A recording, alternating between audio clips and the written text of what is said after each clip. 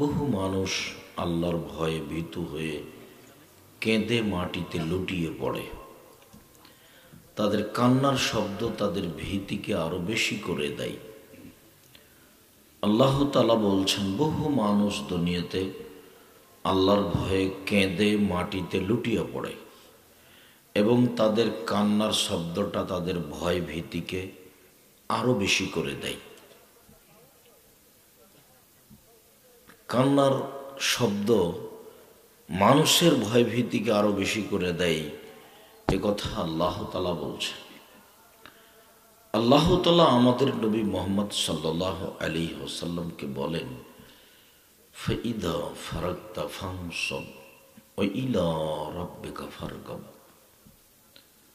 মুহাম্মদ সাল্লাল্লাহু আলাইহি সাল্লাম, আপনি যখন দুনিয়াবী কাজ থেকে অবসর হবেন তখন আপনি কঠোর শ্রমে ইবাদতে আত্মনিয়োগ করুন, আর আপনি আমাকে যা বলবেন তা কান্নাকাটি করে ভয় ভীতি নিয়ে বিনয়ের সাথে বলুন। আল্লাহকে কিছু বললে বিনয়ের সাথে বলতে হবে, চুপে চুপে ভয় ভীতি নিয়ে বলতে হবে। আল্লাহ তাআলা বলেন, উদু রব্বাকুম তাজাররা খুফিয়া। পৃথিবীর মানুষ, তোমরা তোমাদের প্রতিপালককে ডাকো অতীব গোপনে অতীব বিনয়ে। কান্নাকাটি করে বলো, অতীব গোপনে অতীব বিনয়ে বলো। আল্লাহ তাআলা বলেন, উযকুর রাব্বাকা ফি নাফসিকা তাজাররা খিফা। মুহাম্মদ সাল্লাল্লাহু আলাইহি সাল্লাম, আপনি আপনার প্রতিপালককে চুপে চুপে ডাকুন, ভয় ভীতি নিয়ে ডাকুন, বিনয়ের সাথে ডাকুন। দুনাল জাহর মিনাল কওলে, সরবে নয় নীরবে ডাকুন। মুহাম্মদ সাল্লাল্লাহু আলাইহি সাল্লাম, আপনি আপনার প্রতিপালককে ডাকুন, সরবে নয় নীরবে ডাকুন, চুপে চুপে বলুন, সকালে সন্ধ্যায় বলুন। মহান আল্লাহ বলেন, ইজনাদা রাব্বাহু নিদান খাফিয়া।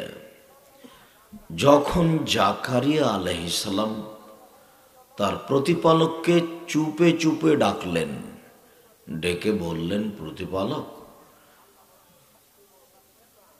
তুমি যদি মারিয়ামকে অসময়ে ফল দিতে পারো তাহলে আমি বৃদ্ধ হলে কি হবে, আমার স্ত্রী বন্ধ্যা হলে কি হবে?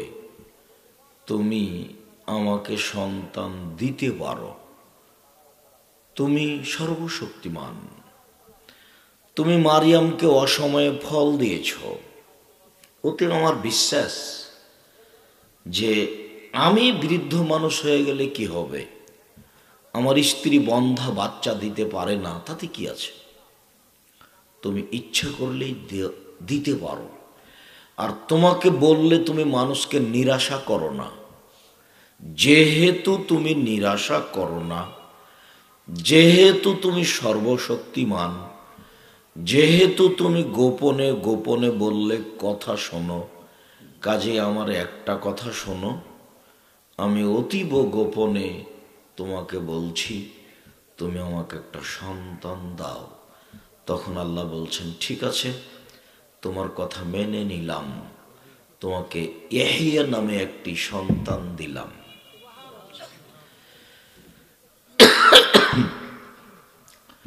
আবু হুরায়রা রাদিয়াল্লাহু তাআলা আনহু বলেন, রাসূল সাল্লাল্লাহু আলাইহি ওয়াসাল্লাম বলেছেন, লাউ তা'লামুনা মা আ'লামু। পৃথিবীর মানুষ, তোমরা যদি জানতে আমি যেমন জানি। পৃথিবীর মানুষ, তোমরা যদি আল্লাহকে চিনতে আমি যেমন চিনি। পৃথিবীর মানুষ, পুরুষ নারী, তোমরা যদি আল্লাহকে জানতে আমি যেমন জানি, তাহলে বেশি বেশি কাঁদতে, কম কম হাসতে। তোমরা আল্লাহকে জানো না, আল্লাহকে চিনো না। আল্লাহ অন্য জায়গাতে বলছেন ফা'লাম আন্নাহু লা ইলাহা ইল্লাল্লাহ মুহাম্মদ সাল্লাল্লাহু আলাইহি সাল্লাম, আপনি আগে জেনে নেন যে আল্লাহ ছাড়া কোনো মাবুদ নেই। আপনি আল্লাহর পরিচয়টা আগে জানেন, আপনি আল্লাহকে আগে চিনে নেন, চিনলেই তো আপনি বলতে পারবেন কথা। ওয়ালিমান খাফা মাকামা রাব্বিহি জান্নাতান, কেউ যদি আল্লাহকে ভয় করে তার সামনে দাঁড়ায় যে আমি তোমাকে এক অদ্বিতীয় বলে মেনে নিয়েছি, তুমি সর্বশক্তিমান, তুমি সব কিছু করতে পারো, আমাকে জান্নাতে দিতে পারো, আমাকে জাহান্নামে দিতে পারো, আমি তোমার সামনে ভীত সন্ত্রস্ত হয়ে দাঁড়িয়েছি, তুমি আমার কথা শোনো। আল্লাহ বলছেন ঠিক আছে, তোমার কথা শুনলাম, তোমাকে আমি জান্নাত 2টা দিলাম। একজন মহিলা এসে বলছে আল্লাহর নবী, ওহুদের যুদ্ধে তার ছেলে মারা গেছে, বলছে আপনি বলেন আমার ছেলের অবস্থাটা কোথায়? আমার ছেলে যদি জান্নাতে যাই ভালো কথা, আর যদি না যাই তাহলে আমি যে কেমন কান্নাকাটি করব। জাহেলিয়াতের যুগের কান্নাকাটি, কাপড় চোপড় ছিঁড়ে খুলে একবারে বুক ফেড়ে চিড়ে, সেটা আপনি দেখতে পাবেন কেমন কান্না, কাকে বলে কান্না। তখন আল্লাহ রাসূল বলছেন যে বলো কি তুমি, তুমি কি মনে করো জান্নাত একটা? অনেক জান্নাত, তোমার ছেলে জান্নাতুল ফেরদাউসে রয়েছে। আল্লাহ সর্বশক্তিমান, আল্লাহকে জেনে যদি মানুষ আল্লাহকে কিছু বলতো তাহলে মানুষ সহজেই সব কিছু পেত। আবু হুরায়রা রাদিয়াল্লাহু তাআলা আনহু বলেন, রাসূল সাল্লাল্লাহু আলাইহি ওয়াসাল্লাম বলেছেন, আল্লাহ তাআলা বলেন যে মানুষ যখন বলে রব্বি আজনাবতু যামবি ফাগফিরহু লি, প্রতিপালক আমি কিছু পাপ করেছি, তুমি আমাকে ক্ষমা করো, এইটা যখন মানুষ বলে তখন আল্লাহ তাআলা বলেন আলেমা আব্দি, আমার দাস দাসী কি জানে যে আল্লাহ রাব্বান, তার একজন প্রতিপালক রয়েছেন, ইয়াখুযুহু ওয়া ইয়াগফির লাহু, যে তিনি শাস্তি দিতে পারেন, তিনি ক্ষমা করতে পারেন। আসলেই কেউ জানে যে তার একজন প্রতিপালক রয়েছেন যিনি শাস্তি দিতে পারেন, যিনি ক্ষমা করতে পারেন? আমার দাস দাসী মানুষ, মহিলা পুরুষ কি জানে যে তার একজন প্রতিপালক রয়েছেন যিনি ক্ষমা করতে পারেন, যিনি শাস্তি দিতে পারেন? যদি জেনে শুনে বলে গাফারতু লাহু, আমি তাহলে তাকে ক্ষমা করে দিলাম। উনি ক্ষমা করার জন্য প্রতীক্ষমান, ক্ষমা চাই কে?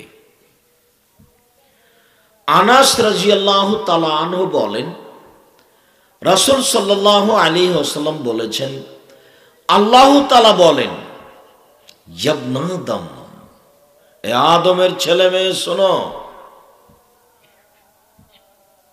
গাফারতু লাকা ওয়ালা উবালি মা দাওয়াতানি ওয়া রাজাউতানি, তুমি যেভাবে ডাকো আমি সেভাবে থাকি, যেভাবে আশা পোষণ করো সেভাবে আমি পূর্ণ করে থাকি, আমি তোমাকে ক্ষমা করে দিই, আমি পরোয়া করি না তুমি কত বড় পাপী, আমি পরোয়া করি না তুমি কত বড় পাপী, আমি পরোয়া করি না তুমি কত বড় পাপী, তুমি যেভাবে ডাকো আমি সেভাবে থাকি, তুমি যেভাবে ডাকো আমি সেভাবে থাকি, তুমি যেভাবে আশা পোষণ করো সেভাবে পূর্ণ করে থাকি। আদম সন্তান যদি আমাকে জেনে শুনে ডাকে আমি তাকে ক্ষমা করে দেব। আল্লাহ তাআলা বলছেন মুহাম্মদ সাল্লাল্লাহু আলাইহি ওয়াসাল্লাম, আপনি আল্লাহকে জেনে বলেন, আল্লাহকে আগে চিনে নেন যে তিনি সর্বশক্তিমান। আল্লাহকে যখন মানুষ চিনবে তখন তো আর শিরক করতে পারবে না। যারা চিনে তারা কি আর পীর সাহেবের কাছে বাচ্চা চাইতে পারে? যারা চিনে তারা কি আর কবরের কাছে সিজদা করতে পারে? যারা চিনে তারা কি কবরের কাছে কিছু চাইতে পারে? না। চিনে না যখন, তখন ঘটনা এগুলো ঘটবে। মুহাম্মদ সাল্লাল্লাহু আলাইহি সাল্লাম যখন বললেন লা ইলাহা ইল্লাল্লাহ ওয়া আন্না মুহাম্মাদুর রাসূলুল্লাহ, তখন তার আত্মীয় স্বজন, চাচা চাচি, খালা ফুফু যারা ছিল তারা এমন খেপে গেল, ছি ছি ছি ছি ছি ছি, কেমন মানুষ, হ্যাঁ, এতগুলি আল্লাহ, আমাদের মাবুদ হচ্ছেন 360 জন, আর এ বলছে একজন, তবু আবার সপ্তম আকাশের উপরে থাকে। ছি ছি ছি, এ কথা কি মানা যায়? তাকে হত্যা করতে হবে, নইলে তাকে বন্দি করতে হবে, নইলে তাকে দেশ থেকে তাড়িয়ে দিতে হবে। হাজা শাইউন ওজাব, এটা একটা আশ্চর্য কথা। ছি ছি ছি ছি, এই কথাকে সাজে 360 জন মাবুদ, আর এ বলছে মাত্র একজন। এটা গ্রহণ করা যাবে না। তার মানে তারা আল্লাহকে চিনত না। আল্লাহ যে সর্বশক্তিমান, অন্য কেউ যে কিছু করতে পারে না, আল্লাহকে কিছু বলতে যে মাধ্যম লাগে না, আল্লাহকে কিছু বলতে যে ওয়াসিলা লাগে না। যে ব্যক্তি 20 তলা বিল্ডিংয়ের উপরে আছে সেও বলতে পারে, যে ড্রেনে পড়ে আছে সেও বলতে পারে, সবাই বলতে পারে যে আল্লাহ তুমি আমাকে ক্ষমা করে দাও, আল্লাহ তুমি আমাকে এটা দাও ওটা দাও। কারো মাধ্যম লাগবে না, সরাসরি বলবে। মহান আল্লাহ বলছেন, আপনি জেনে নেন যে আল্লাহ ছাড়া কোনো মাবুদ নেই, আস্তাগফিরুল যামবিক, তারপরে আপনি আপনার পাপের জন্য ক্ষমা চান। আপনি তো আগে জানবেন যে উনি ক্ষমা করতে পারবেন কিনা। ইবনে আব্বাস রাদিয়াল্লাহু তাআলা আনহু বলেন, রাসূল সাল্লাল্লাহু আলাইহি ওয়াসাল্লাম বলেছেন, আইনানে লা তাযুন নার, 2 শ্রেণীর মানুষ জাহান্নামে যাবে না, 2 শ্রেণীর চক্ষু জাহান্নামে যাবে না। এক, বাকাত মিন খাসিয়াতিল্লাহ, ওই চক্ষু ওই মানুষ যে আল্লাহ রাস্তায় কাঁদে, আল্লাহর ভয়ে কাঁদে। যে আল্লাহর ভয়ে কাঁদে ও জান্নাতে যাবে না, জাহান্নামে যাবে না। যে আল্লাহর ভয়ে কাঁদে তাকে জাহান্নাম স্পর্শ করবে না। ওয়া আইনুন হারাসাত ফি সাবিলিল্লাহ, ওই চক্ষু ওই মানুষ যে আল্লাহ রাস্তায় পাহারা দেয় ও জাহান্নামে যাবে না, জাহান্নাম তাকে স্পর্শ করবে না। আবু হুরায়রা রাদিয়াল্লাহু তাআলা আনহু বলেন, রাসূল সাল্লাল্লাহু আলাইহি ওয়াসাল্লাম বলেছেন, লা ইয়ালিজার রাজুলু বাকা মিন খাশিয়াতিল্লাহ হাত্তা ইয়ালিজাল লাবানু ফিদ দারি, লা ইয়ালিজার রাজুলুন নারা বাকা মিন খাশিয়াতিল্লাহ হাত্তা ইয়ালিজাল লাবানু ফিদ দারি। আল্লাহর ভয়ে কাঁদে যে তার জাহান্নামে যাওয়া ওই রকমই অসম্ভব, গাভীর বাঁট ওলান থেকে দুধ বের করে ভিতরে ঢোকানো যেমন অসম্ভব।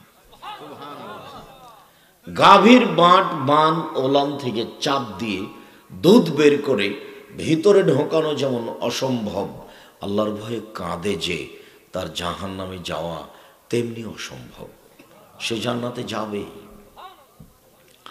মুআবিয়া ইবনে হাওদা রাদিয়াল্লাহু তাআলা আনহু বলেন, রাসূল সাল্লাল্লাহু আলাইহি ওয়াসাল্লাম বলেছেন, সালাসাতু উয়ুনিন লা তারাহুমান নার, 3 শ্রেণীর মানুষ জাহান্নামে যাবে না। 3 শ্রেণীর মানুষের চক্ষু জাহান্নামকে দেখবে না। 3 শ্রেণীর মানুষ জাহান্নামে যাবে না। এক, বাকাত মিন খাশিয়াতিল্লাহ, ওই চক্ষু ওই মানুষ যে আল্লাহর ভয়ে কাঁদে,